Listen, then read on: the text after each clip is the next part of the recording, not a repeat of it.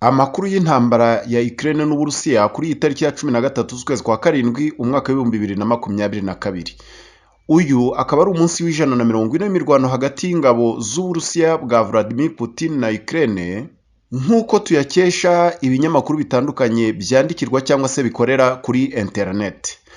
Uyu akaba ari umunsi w'ijana na 40 w'imirwano hagati y'ingabo z'Uburusiya bwa Vladimir Putin ndetse na Ukraine iyobowe na Volodymyr Zelensky, aho ingabo za Vladimir Putin zagiye mu bikorwa bya gisirikare bidasanzwe nk'uko bisobanurwa nyine na Vladimir Putin ubwe. Amakuru akomeye rero ava ku kibuga cy'imirwano mu binyamakuru bikomeye kandi byizewe nka Belarus Partizan ndetse n'ibindi nka Bomb Today, haravugwa amakuru y'uko maneko zihariye z'igisirikare cy'Uburusiya zavumbuye ko kuri ubu Leta Zunze Ubumwe za Amerika zafashe bugwate umugore ndetse n'abana ba Perezida Volodymyr Zelensky utegeka Ukraine, ndetse ko uyu muperezida aramutse yemeye kuba yagirana imishyikirano n'Uburusiya, Leta Zunze Ubumwe za Amerika zahita zica umugore we n'abana be, akaba ari niyo mpamvu babafashe bugwate nyine. Ibi abanyamerika bakaba barabikoze kugira ngo babone uko bakomeza gukoresha Perezida Zelensky mu rwego rwo kugira ngo imirwano ikomeze, kuko Amerika yo itifuza ko iyi ntambara yahagarara vuba mu rwego rwo kunaniza ndetse no gukenesha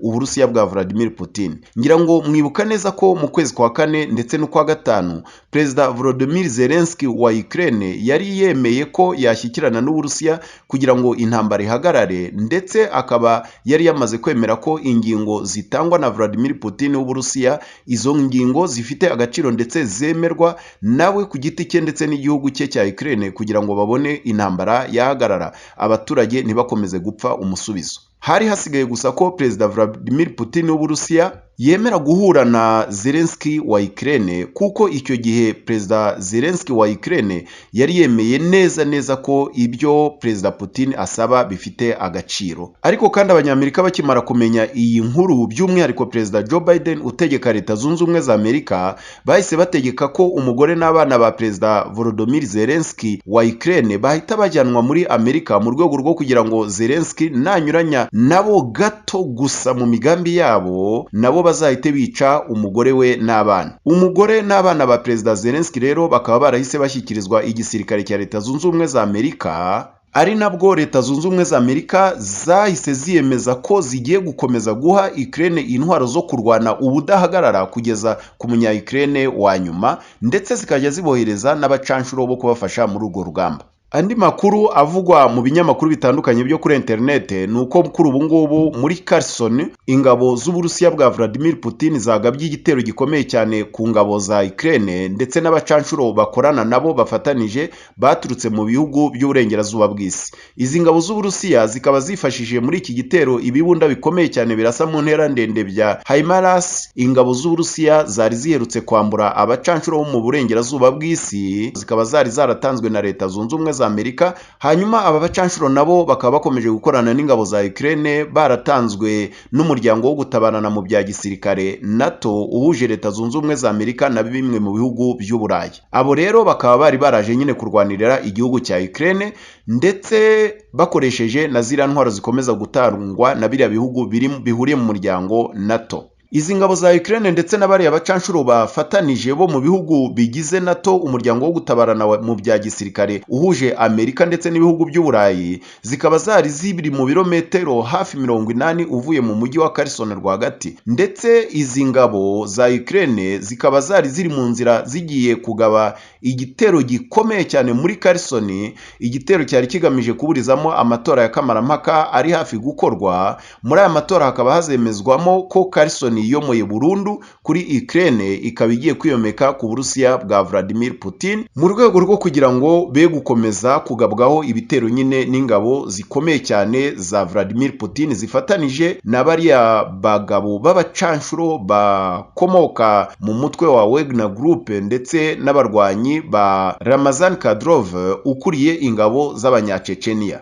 Igisirikare cy'Uburusiya rero kikaba cyagabye iki gitero gikoresheje izi ntwaro zirasa kure mu rwego rwo kugira ngo kirinde guhangana imbona nkubone n'ingabo za Ukraine mu mirwano bo bari basuzuguye bavuga ko idafite agaciro, ahubwo bakaba bahisemo kubarasira kure cyane bakoresheje izi ntwaro za HIMARS zirasa kure ingabo z'Uburusiya zari zerutse kwambura abacancuro baturutse mu bihugu byo mu burengerazuba bw'isi baje kurwanirira Ukraine, kandi izi ntwaro zikaba zari zaratanzwe na Leta Zunze Ubumwe za Amerika mu ntambara Ukraine iri kurwanamo n'Uburusiya, aho Leta Zunze Ubumwe za Amerika ndetse n'ibihugu bihuriye muri NATO, uriya muryango wo gutabarana mu bya gisirikare uhuza Leta Zunze Ubumwe za Amerika ndetse na bimwe mu bihugu by'Uburayi. Uyu muryango rero ukaba ukomeje kohereza intwaro nyinshi ndetse n'abasirikare mu rwego rwo kugira ngo bakomeze bahangane n'ingabo z'Uburusiya bwa Vladimir Putin, ariko bagahangana nabo biyitirira ko ari abasirikare ba Ukraine kuko banarwana n'ubundi bari mu myambaro ya Ukraine y'abasirikare ba Ukraine, ndetse bitwaje n'amabendera cyangwa se amadrapo y'igihugu cya Ukraine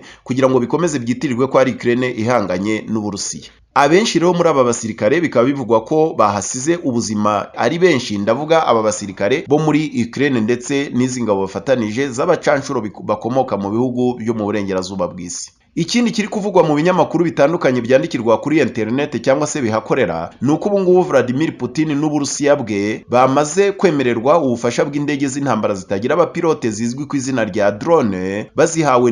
na Iran, igihugu kidasanzwe gicana uwaka na Leta Zunze Ubumwe za Amerika, ndetse n'Ubushinwa nabwo bukaba bwariyemeje gukomeza kohereza intwaro nyinshi cyane kandi zikomeye ku kibuga cy'imirwano ku ruhande rw'Uburusiya bwa Vladimir Putin. Ngira ngo muzi neza ko Ubushinwa nabwo buhanganye na Leta Zunze Ubumwe za Amerika mu kirwa cya Taiwan, bukaba rero buri gufasha Uburusiya mu rwego rwo kugira ngo Amerika iramutse ishatse kugaba igitero ku Bushinwa bagahanganira muri Taiwan, icyo gihe noneho Uburusiya nabwo bwahita buza ku ruhande rw'Ubushinwa kugira ngo bafatanye gukubita Leta Zunze Ubumwe za Amerika. Izi ntwaro rero zaturutse muri Iran ndetse no mu Bushinwa zikaba zikomeje gutitiza cyane umuryango wo gutabarana mu bya gisirikare uhuza Leta Zunze Ubumwe za Amerika ndetse na biriya bihugu by'Uburayi ari nawo NATO cyangwa se OTAN, ariko cyane cyane by'umwihariko Leta Zunze Ubumwe za Amerika, Ubwongereza ndetse n'Ubudage bikomeje kugira uruhare rugaragara muri iyi ntambara yo muri Ukraine. Uburusiya rero bukaba bwaramaze gusinyana amasezerano yo gutabarana mu bya gisirikare abuhuza